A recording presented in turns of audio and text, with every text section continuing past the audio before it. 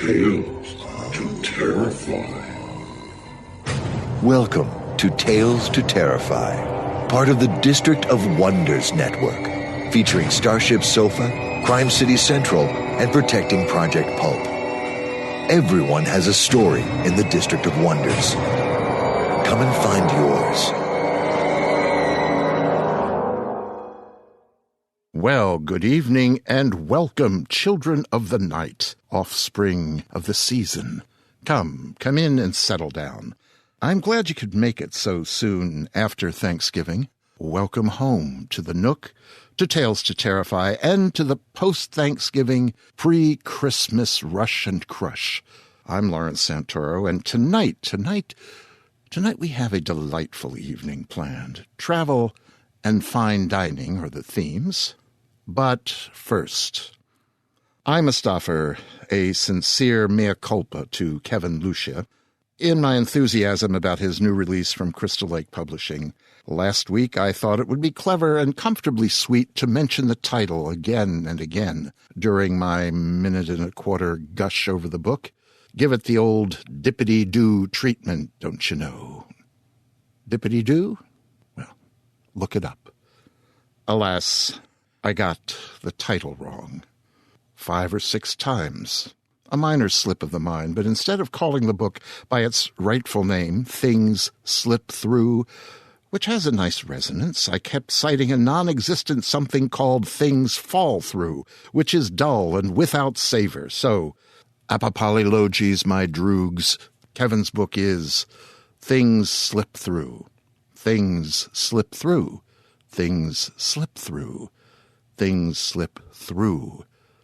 Things slip through. I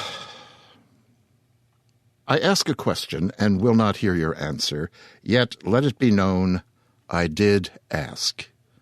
Did we all have a good and gluttonous, whichever is your druthers, Thanksgiving? And having thanked Providence yesterday for all we have, did we then dash out this morning to take up arms against a sea of shoppers to acquire more of the goodness of life?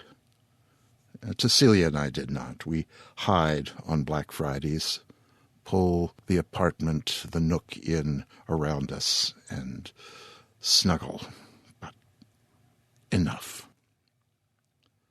Another question. Have you wondered what Mike Allen has been up to lately? Well, wonder no more. Here he is on another solo adventure in the Abattoir. Mike?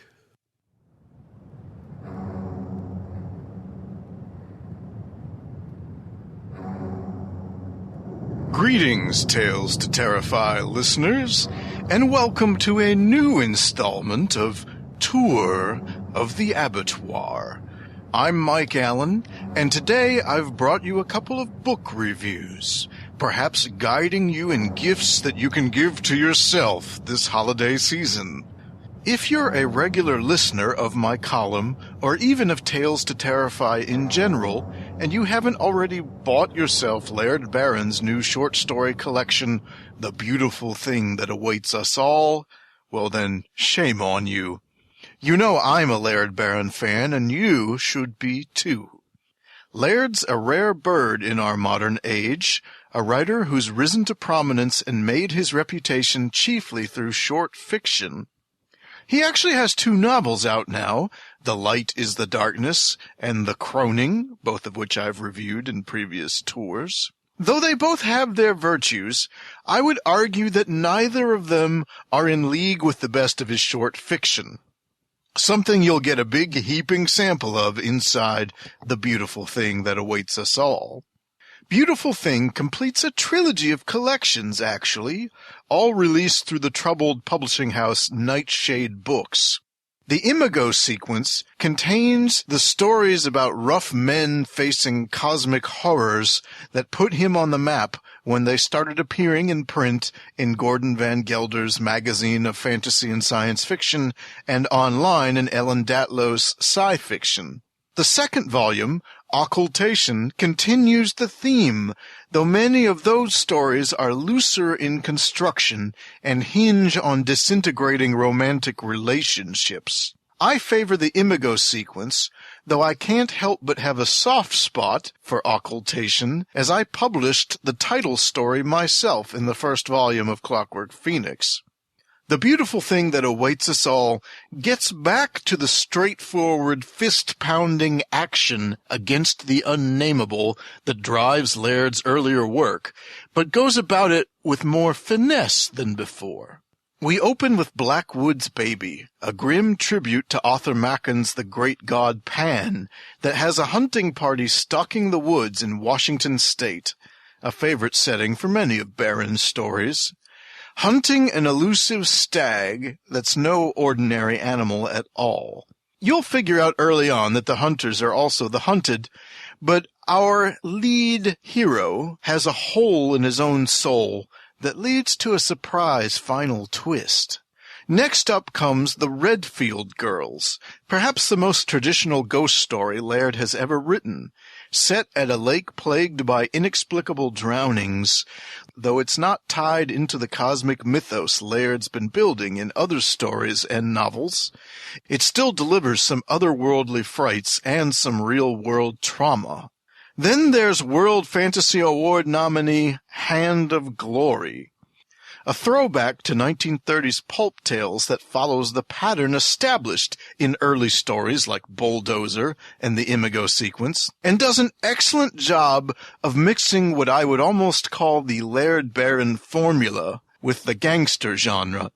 I should add that there's some subtle connections here to his novel The Croning, found especially in the appearance of a fearsomely witchy woman in the novella's early passages. The Carrion Gods in their heaven has more in common with the stories found in occultation.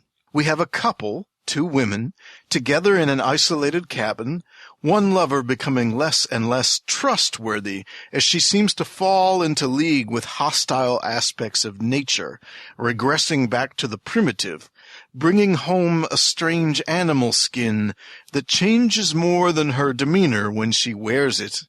You could call it Laird's version of a werewolf story. And if that makes you wonder what Laird's version of a vampire story would be like, there's the very next story in this collection with a title that I love.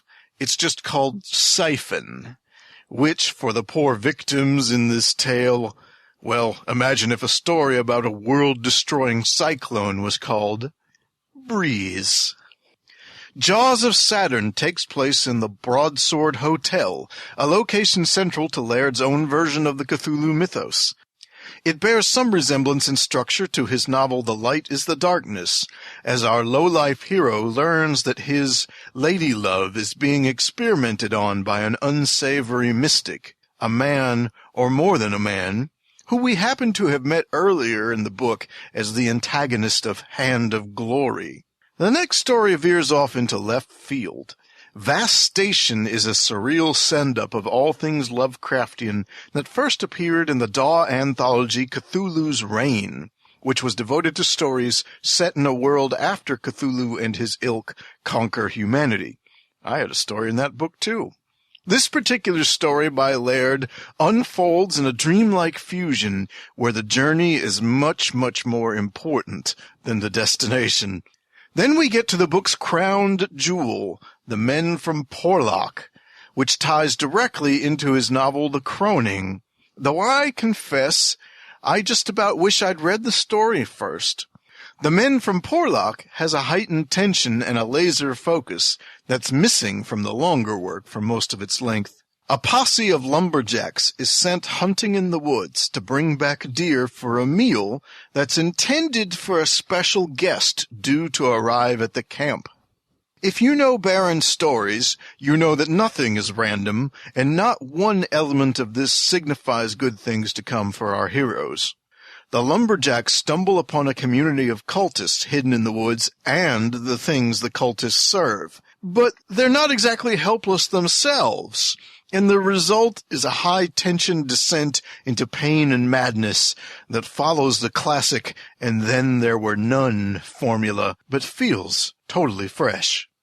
Men from Porlock ends with a notion found in other stories in the collection, like Siphon, or even in Laird's novel The Croning.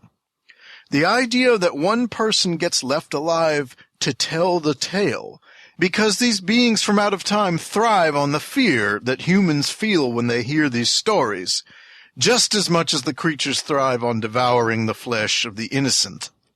And if it's really the case that there are creatures out there that feed on fear, this book ought to generate a feast for them. There's one more story to go, though.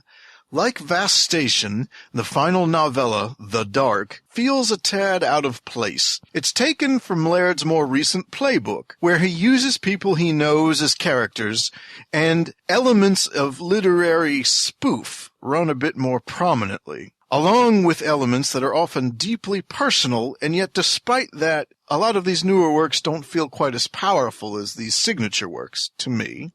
The Dark is simultaneously an homage to and parody of the fiction and ideas of Thomas Ligotti. Laird isn't a huge fan of Ligotti's work, which I find fascinating given that they're both writers who earn their laurels with short stories that provide their own unique angles on the Lovecraft template. Ligotti, though, is very much of the mind, very abstract, and someone who presumes at the outset that all hope is lost. Whereas Laird is a man of action, his characters going down fighting even when they clearly have no chance. Regardless which strand of Laird's fiction you like, this book will not disappoint. Now, this was the main thing I wanted to talk to you folks about, but I have a little bonus to toss in. A few months back, I stumbled across a book I hadn't heard of before by Clive Barker. Maybe I haven't given his work the fairest shake, but the fact is, I'm a big fan of Barker's early stories, like The Books of Blood and The Great and Secret Show. His later novels haven't appealed to me as much, at least of the ones that I actually have read. Imagica was kind of a breaking point for me, as it felt like a sprawling mess rather than a coherent narrative. His more recent novel, Mr. Begone, which is founded on the gimmick that the book you're holding is possessed by a demon, had some word of mouth behind it about being a return to form, but I'm sad to report that it most definitely wasn't. On the other hand, I've read some of his early stage plays and gotten the same thrill from them that I did from reading the Books of Blood back in high school. So when I discovered that a small press had released some of his earliest writing, I thought I would give it a try. In 2009, Bad Moon Books released a hardcover edition of The Adventures of Mr. Maximilian Bacchus and His Traveling Circus, a series of 4 linked stories that date back from even before Barker wrote the Books of Blood.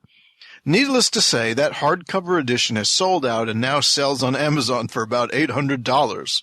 The paperback sells for only $500. But guess what? There's a $4.99 Kindle edition, and it even contains Richard A. Kirk's sumptuous illustrations. So I got me one. These stories tell a complete arc of sorts about a magical traveling circus where the whimsy is set on overdose. This is the sort of story where you can walk to the edge of the world, fall off, and reappear again in the sky. Not that this is necessarily a bad thing. Mr. Maximilian Bacchus is a tall, rotund, ancient wizardly type who leads his circus from town to town. The characters in his circus are distinguished more by their names and physical characteristics, Domingo the clown, Euronymous the strong man, Ophelia the trapeze artist, etc., than by their personalities, though a cowardly talking alligator named Malachi definitely stands out.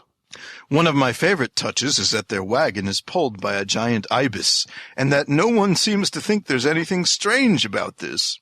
Each episode moves the merry band a little closer to a performance in Xanadu, as imagined by Samuel Taylor Coleridge in his poem Kubla Khan. Much of it follows a fairy tale template, though there are hints of the Clive Barker to come. For example, when a rival circus led by an evil sorcerer menaces our troupe, or when the trolls crawl out from their homes under the edge of the world to attack a village. But ultimately, this is light-hearted fare, suitable to while away an evening, but it's not going to put the fear of the Cenobites in you. I enjoyed it. Whether or not you will may depend on how big a Barker fan you are. And that's what I have for you this time, folks. I hope you have a frightfully good holiday season. And until next year, stay scared. Ah, yes, next year.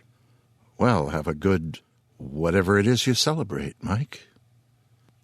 A giant ibis. I would love to have one. Mahler would not, but I will say that, well, for example, ibis-headed Thoth is my favorite ancient Egyptian deity. I could say it was because he was the arbiter of disputes, the magistrate of magics, the god of writing, and was he who judged the dead, but no. It was because he was really wicked-looking with that nifty, long, down-curved beak. When I was a kid, I always wanted to have an ibis. My mother, you see, was terrified of most creatures. She would hide under the kitchen table, for example, whenever Tuffy, the parakeet, was loosed from his cage to just stretch his wings and flap about. How would she react, I wondered, with an ibis wandering the house, stretching his wings, flailing that scimitar beak? Yeah, well, enough of that. Thanks, Mike. And while not particularly drawn to Clive Barker, I do enjoy some of him. I enjoy the adventures of Mr. Maximilian Bacchus, because ever since Ray Bradbury entered my life, I have been drawn to dark carnivals and to carny folk. Ah, well. As we are in the holiday season, the season of travel and of going home to places that are, alas, frequently no longer home to us, yet which bear the trappings of the distantly familiar, I would like to offer the following. It is another effort by Mr. Robert Cabeen, and it takes us to a place we should never opt to stay whilst on the road. Bob?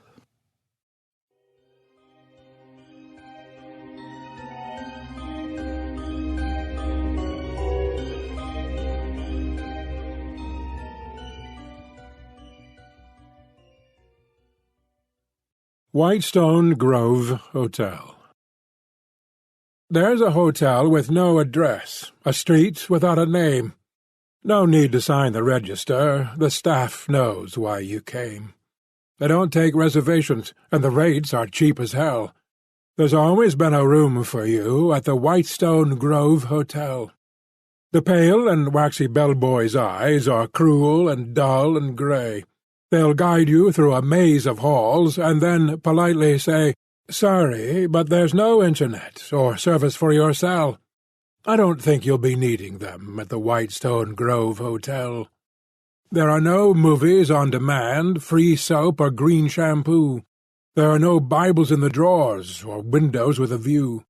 The toilet seats have paper bands with hand-scrawled words that spell "Satanized for your protection" at the Whitestone Grove Hotel. The gaunt and greedy maids all beg for razor blades as tips. They always have a smile for you.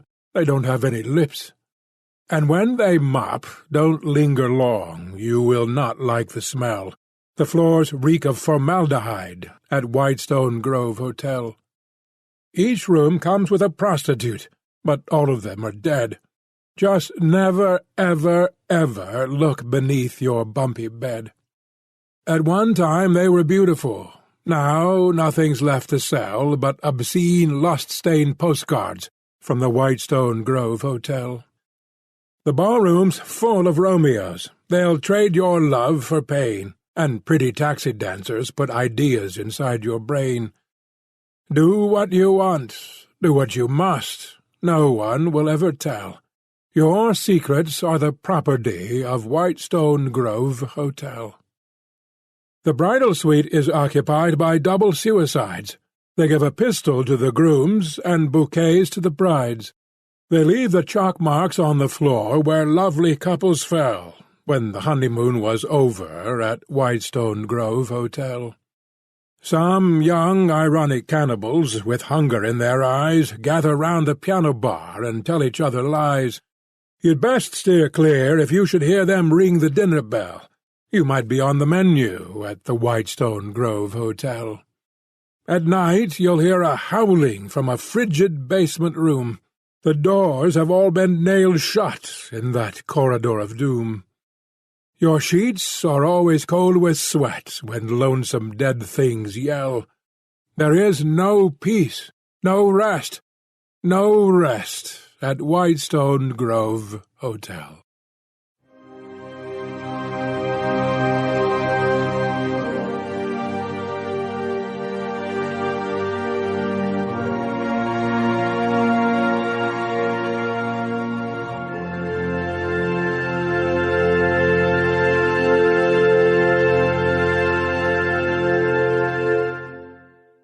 Thank you, Bob, and thank you, Bob. Young, ironic cannibals. I have known a few of them. Not so many now that I am no longer young myself, and have lost the edge of my own irony, but well, excellent. Robert Payne Cabeen has built a singular perch for himself here in the Nook. He is a poet of the ironic, the wry. We shiver, we smile at the dark. Bob is a writer and an artist who lives on the left coast of America, and I mean that in the nicest way. He's a screenwriter and wrote the animated feature Heavy Metal 2000 for Columbia TriStar Sony Pictures.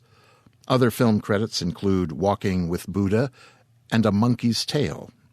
He also does some script writing for Disney.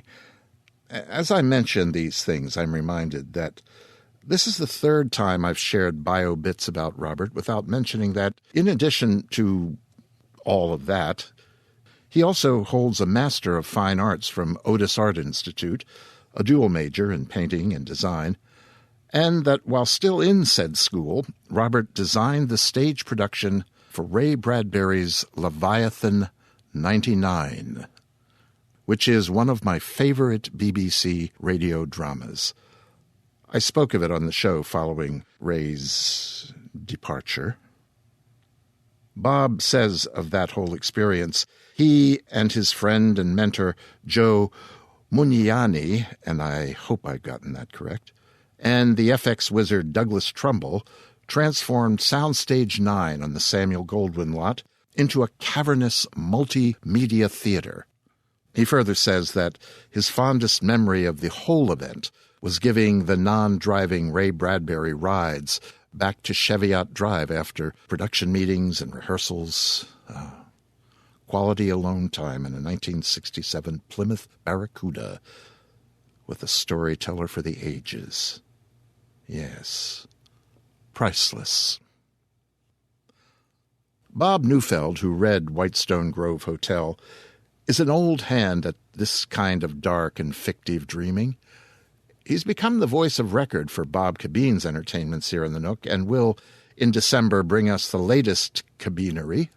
In recent months, it was Bob Neufeld who entertained us for 5+ hours with his wondrous rendition of H.P. Lovecraft's At the Mountains of Madness.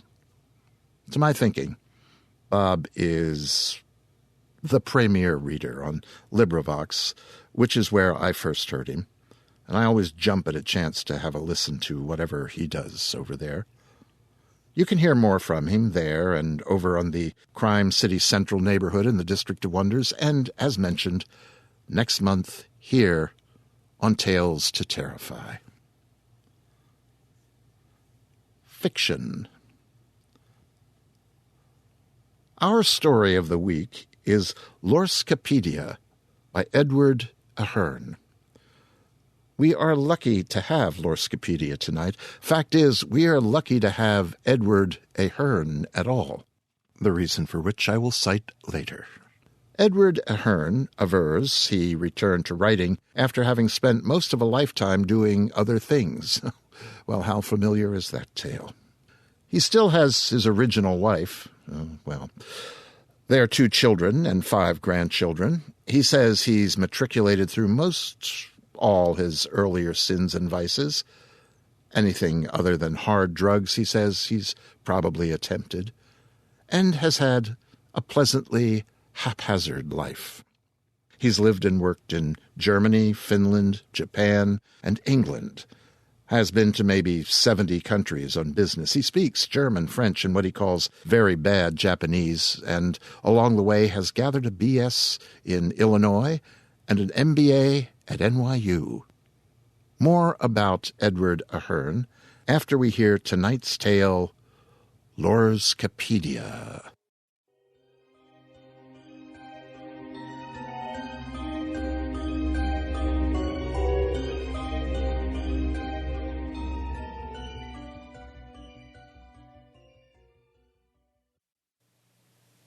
The river coursed below them, deeply ravined and overhung with firs and hardwoods. Light glazed the surface only in the midday hours. Julie and Philip leaned against the sides of the covered bridge, staring down into the water through gaps in the framing, looking for fish. Julie pushed away from the weathered timbers. "Okay, it's pretty, but it's too cold and fast to swim in, and if I did, you'd yell at me that I was disturbing the salmon." "I probably would." "You fish 10 hours a day. I've tried to fish with you and don't like it, so I'm mouse-trapped. No cell phone reception, no TV, no internet." She stepped back onto the planking. "The neighbors never seem to be out during the day and only speak French anyway. What the hell am I supposed to do?" She started walking away from Philip back through the bridge toward the house. As she cleared the bridge, she turned around to make sure he was following. The name board was spiked into the wood above the bridge opening. Sevierville. The name had more letters than the village had houses. "Julie, hang in a little longer." He quickened his step and caught up with her. "We drove 13 hours to get here. You like to hike? You could explore the area and take pictures while I fish." 10 seconds of silence. She wrapped her hand halfway around his bicep. "Philip, look around. The riverbanks are overgrown. The road on the other side of the river is deserted except for logging trucks that come blasting through at 70. The railroad tracks behind the house run from no place to no place. The other side of the tracks is overgrown forest." She inhaled slowly. "All right, look, I'll try a couple walk-arounds and take some pictures." They stepped up the gravel road into a pocket of 8 houses nested between river and railroad tracks. The houses were all of a 1910 vintage, built by the railroad company as a way station that trains no longer stopped at. The railroad still owned the land and the houses, and leased the houses for 30-year terms. Philip's small house, 2 bedrooms bigger than a hut, rested on a stone foundation that had settled with decades of freeze and thaw, leaving floors uneven and walls out of true. The wooden siding had warped enough to leave cracks for insects. Small patches of wet rot let occasional mammals get in without too much gnawing. Philip had gently prepped Julie for the experience during the long drive up from Connecticut. They had taught at the same school for 2 years, but had become lovers only that spring. Neither admitted to what they suspected, that 2 weeks together with few diversions would give their relationship a pass-fail. "We'll be roughing it a little, but it's got indoor plumbing, electricity, and a propane stove. That's easier living than a lot of places used to be in Canada. You're tough and used to roughing it, so we should be fine. I'll teach you how to play cribbage.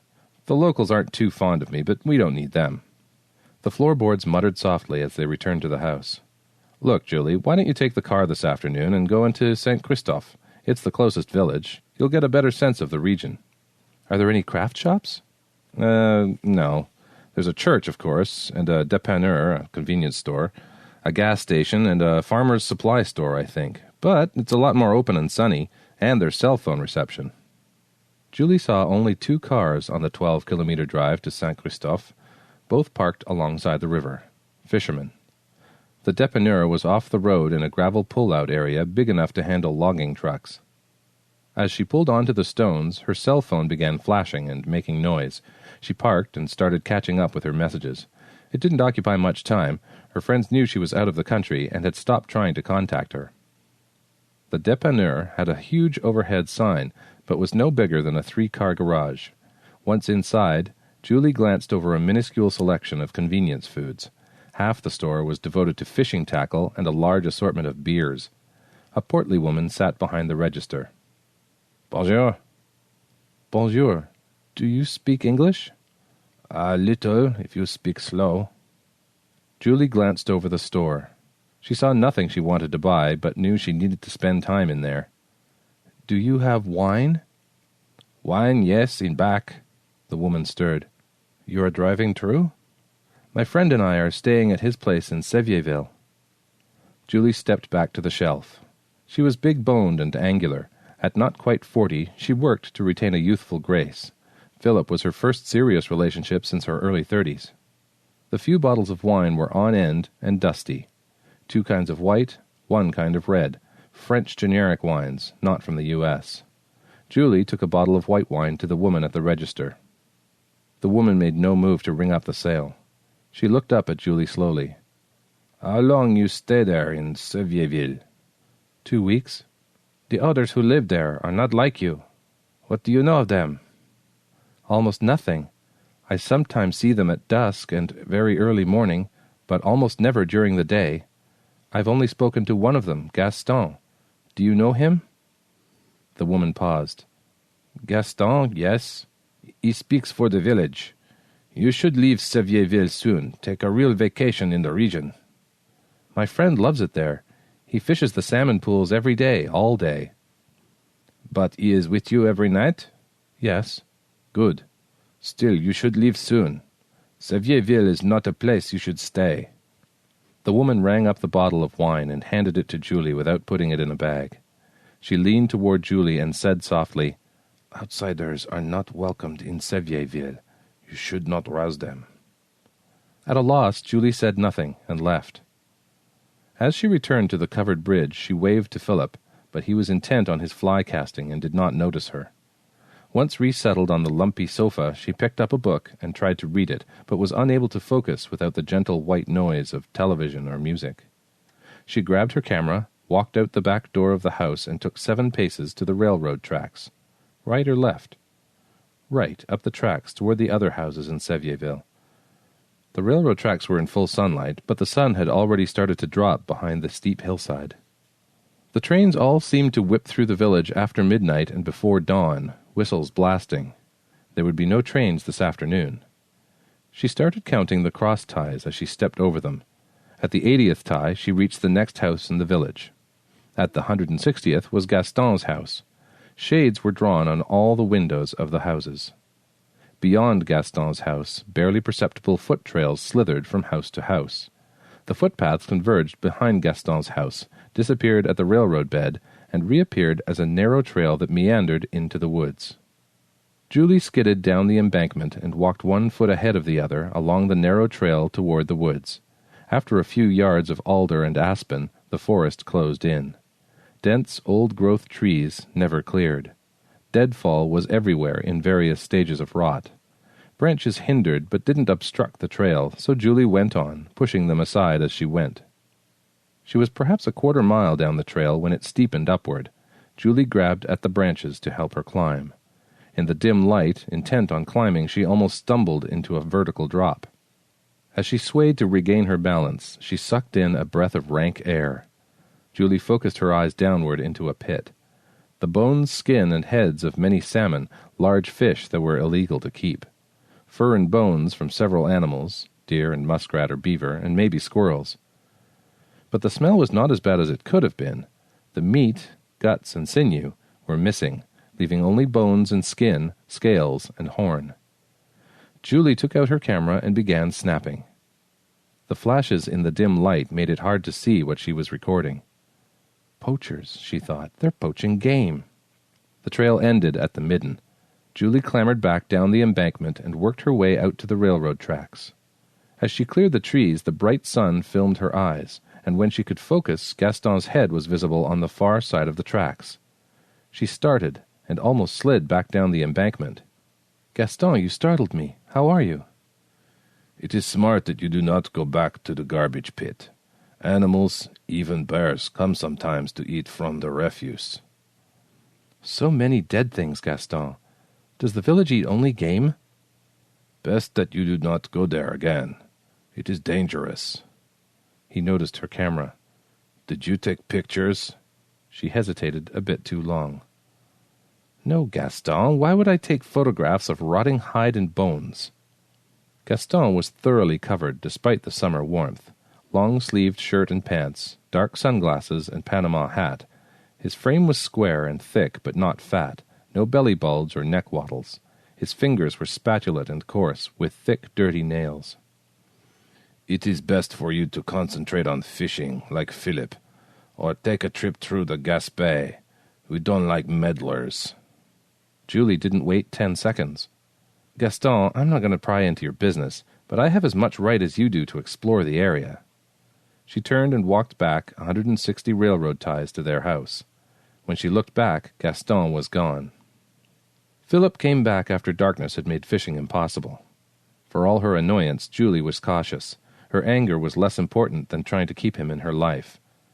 Until they were sitting down to eat a stew built from leftovers. "Did you know there's a huge pile of dead animal remains in the woods near Gaston's house? They must be poaching. Gaston told me never to go back there."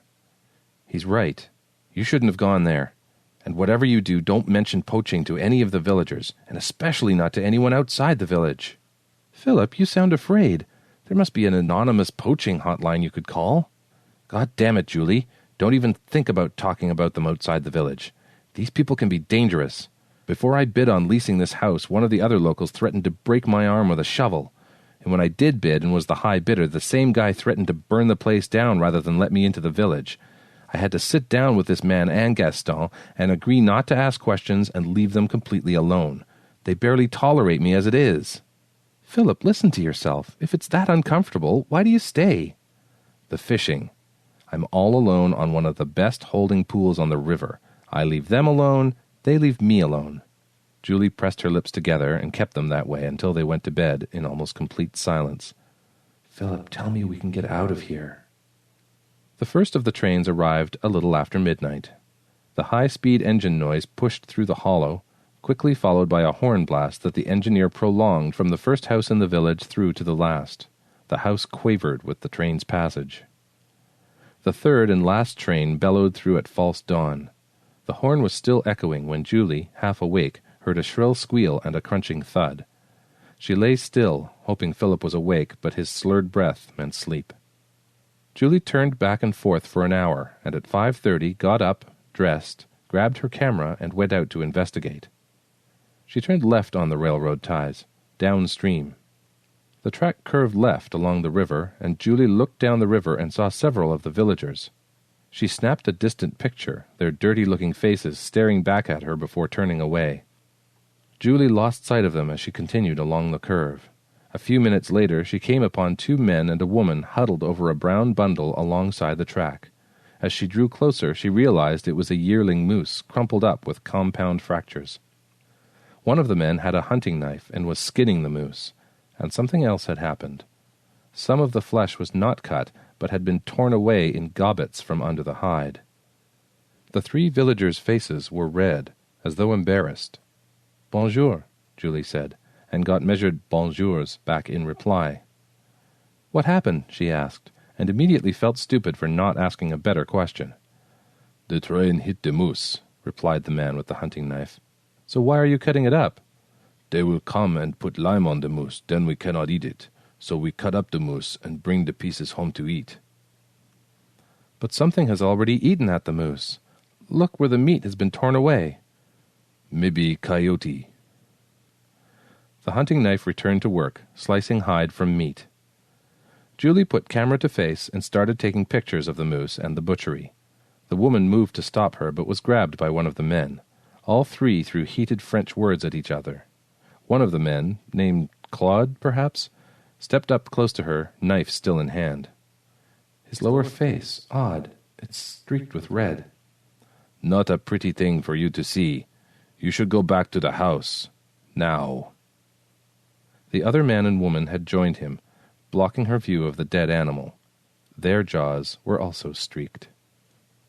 "Look, I'm not going to report that you're butchering the animal. If you don't eat it, the coyotes and bears will." It was the wrong thing to say. Their expressions hardened and closed. "Leave now," the woman rasped. The sun was beginning to clear the embankment and fir trees across the river. As she turned to go, Julie noticed that the 3 villagers were also glancing at the rising sun. Very shortly after Julie had returned to the house, They passed by on the tracks, carrying haunches and chunks of meat on their shoulders, staining their clothes. Weird. It's as though they cannot abide the light. Julie climbed the narrow stairs and shook Philip awake. We have to get out of here. Philip groped for consciousness. It's... what day is it? Oh, yeah, Thursday. I thought we'd agree to play tourist this weekend. Today. Now. I have to get away from this place. Philip looked at Julie through clearing eyes and realized she was agitated. Okay, mental health day. He made a quick pot of coffee, shaved, and followed Julie out the door. They drove for an hour to the nearest town, Beausejour. Julie told him about the moose in high-pitched tones. These people don't have money, Julie, no real jobs. They're on the dole for the entire winter. It's no wonder they make a meal of a dead moose. And not just moose, they're poachers, Philip. There's that garbage pit in the woods that's full of fish and animal remains. They never fish during the day, so they must be taking the salmon illegally at night, nets maybe, or spears. What else do you think you know about? And not just know about, I've got pictures of what they were doing and the garbage pit. Did they see you taking the pictures? Sure. Philip said nothing for a long time. Then, I have to think, Julie. This could be bad. Why do you need to think? They're thieving animals, or worse. The day was notable for its silences. There was nothing of interest in Beausejour, no arts and crafts shops, no interesting churches, no quaint architecture. They ate lunch at one of two restaurants, a roadside diner. A provincial specialty, pea soup, was watery. Julie tried to get beyond intermittent small talk, but Philip was preoccupied, almost frightened-looking. They returned early to the house in Sevierville, and Philip went down to the river to fish the remaining hours of sunlight. She tried reading, but the magazine seemed inane, not relevant. Bored, she took out the digital camera and went back through the shots. She and Philip as they were leaving Connecticut, Philip fishing, her washing dishes in the kitchen, and then the midden. The pictures were much sharper than her recollection of the awful pile. Definitely salmon skin and bones of small mammals, but some other bones too, much too big to be a small mammal, almost human-sized.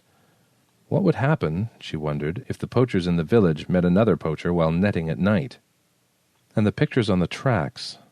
In the first distant pictures, their 3 mouths and chin were not dirty, but deep red, much redder than when she sighted them again more closely. Had they been eating at the moose, raw meat bordering on carrion? Julie was afraid, and then angry. As she was working herself up, she saw Philip returning from the river. Gaston walked over to intercept him. They talked with animation, in what looked like anger. Gaston handed Philip a bottle and turned back to his house. She met him at the door. "Philip, my pictures, look what Gaston gave us. I think this is pretty good wine. He gave it to me, even though we had been arguing about you." Julie shouted over his words. "Listen, Philip, there's something wrong about these people. There's some cult, some weird carrion-eating group. I think they were eating raw meat right off the carcass, just using their teeth. We have to get out of here." "Jesus, Julie, what? Let me think a second." Philip measuredly took out a corkscrew and uncorked the bottle of wine. Chateau Linchebage. He vaguely remembered the name as being an exclusive Bordeaux. He poured 2 glasses and brought them over to the kitchen table. "Sit down, Julie. I think they hate you for disturbing them. It's maybe even dangerous for you to stay. We'll pack up and drive away tomorrow. Meanwhile, we may as well drink Gaston's wine." They talked for a few minutes, sipping the wine, before losing consciousness. Julie woke up in darkness, naked, to hear a train's shrill horn and feel the rumbling of its passage. She was sitting on a dirt floor, and her arms and legs were tied. "Philip!" she called, and then more loudly, "Philip, help! Julie, where are you? I'm tied up." They scuttled toward each other in the darkness, pressing together side by side for warmth. Faint light finally seeped through chinks in the wooden flooring overhead. They were huddled on the floor of a root cellar. The hard-packed dirt was cold and granular, with embedded stones and husks that pushed against them. They were tied with plastic strips and had lost sensation in their hands and feet. After they had been yelling for help for a quarter-hour, Gaston came down into the cellar. "Gaston," Philip said, "what the hell are you doing? Let us loose." "I will be doing many things with you, but not let you loose." Julie interjected. Gaston, you can't... Gaston casually backhanded her, splitting her lip and loosening a tooth. He was very strong. Do not interrupt. We cannot allow you to take what you think you know away from here. It has taken us too long to find this place. Our choice is either to kill you or to see if you could become one of us. We are few, so decided to see if you can change. Isabelle and Georges will come down soon. Do not bother to struggle. They are much stronger than you. Gaston went back up a flight of rickety wooden steps. Later that morning, a man and a woman came down the stairs speaking French. Georges studied them both. Je pense que la femme sera morte dans 2 ou 3 jours. Tu n'as pas raison. La femme est beaucoup plus tenace que son amie. Isabelle and Georges walked behind Julie and Philip and grabbed their arms with muscle-bruising firmness. They leaned down and casually bit the captive's right shoulders, chewed and swallowed the small chunk of skin, and then spit into the wound. Philip and Julie yelped and tried to writhe away from the bites, but were held motionless. Isabelle and Georges left without comment. "Philip, my God, they bit us! Why?" To infect us, I guess, and we're left here to let the infection develop. It's freezing. No food, no water.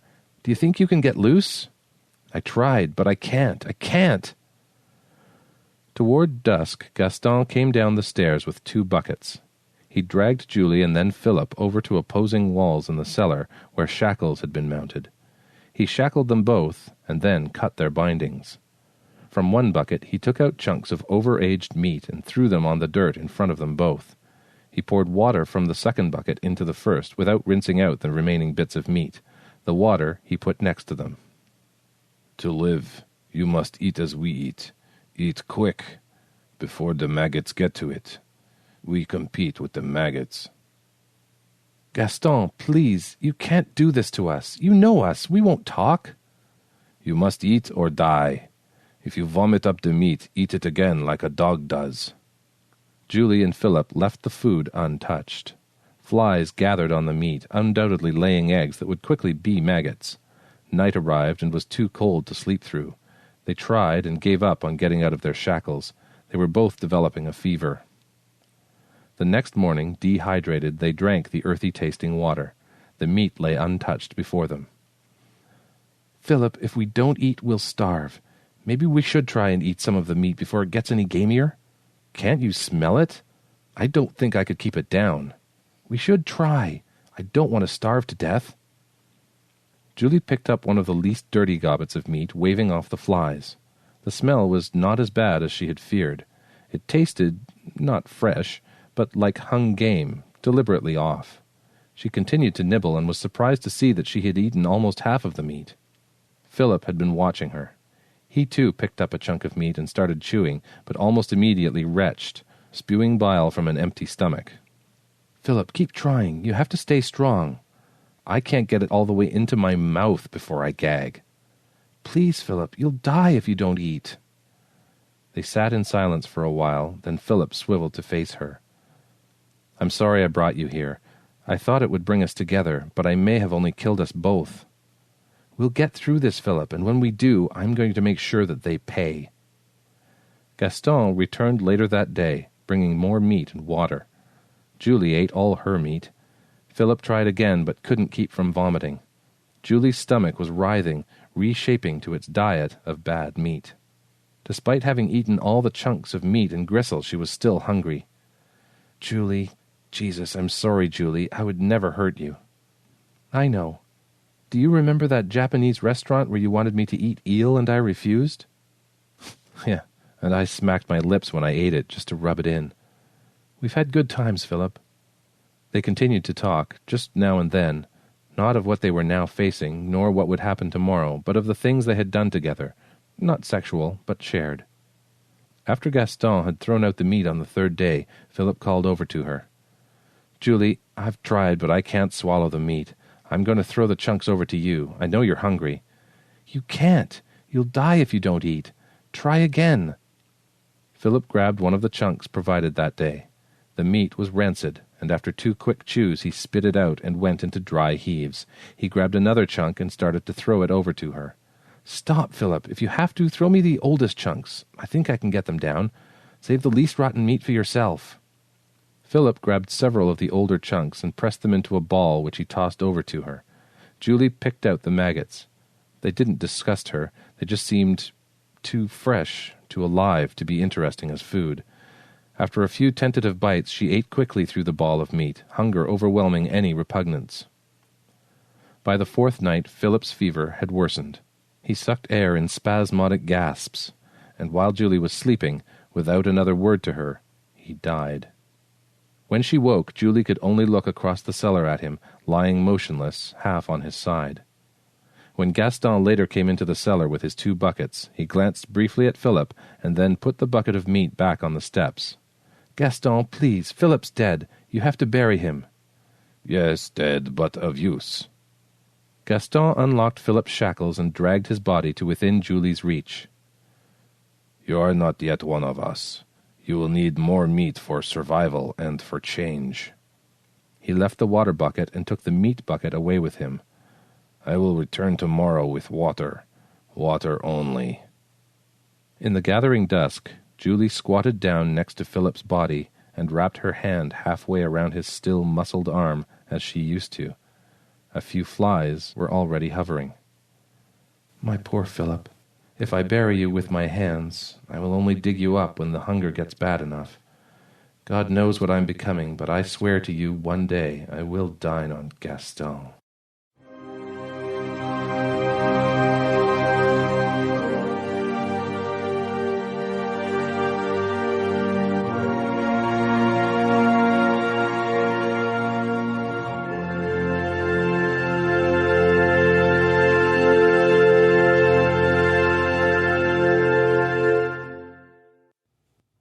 Well, is that not just the thing to distract us from thoughts of turkey redux, of course? And thank you for it, Edward. Yum. We left off telling Edward Ahern's tale at the end of his university years. Post-university, he was paid to be a naval officer, specializing in diving and bomb disarming. And I hope they were separate entities, which is why I dangled the earlier thought that we're lucky to have him. He's also been a reporter for the Providence, Rhode Island Journal, a foreign intelligence specialist, which information we may interpret as we like, and an international sales and marketing executive. He now spends his time writing, fly fishing, shooting, and attending German, French, and Japanese language groups, and has, he says, circled back to his life's first ambition, writing, which was put away when people kept telling him he'd starve as a writer.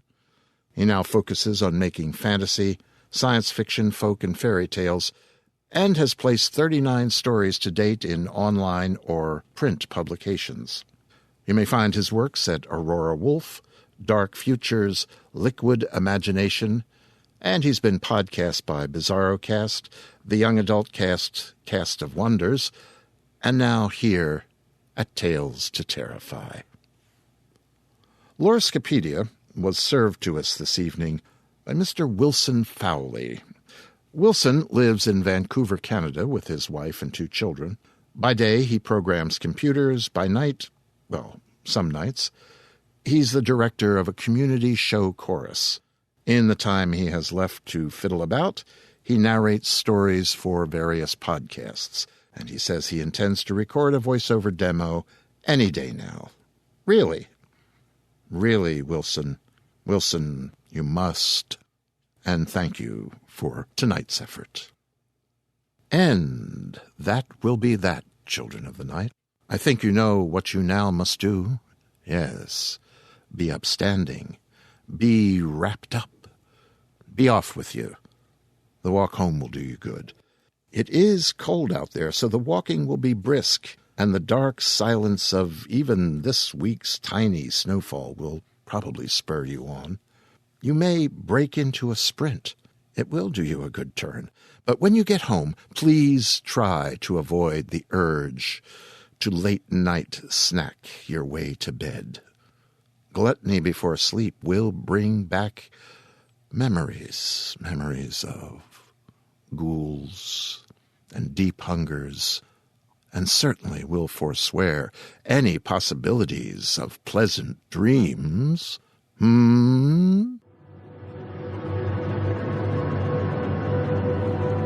This presentation has been brought to you by the District of Wonders Network, dedicated to podcasting the finest genre fiction.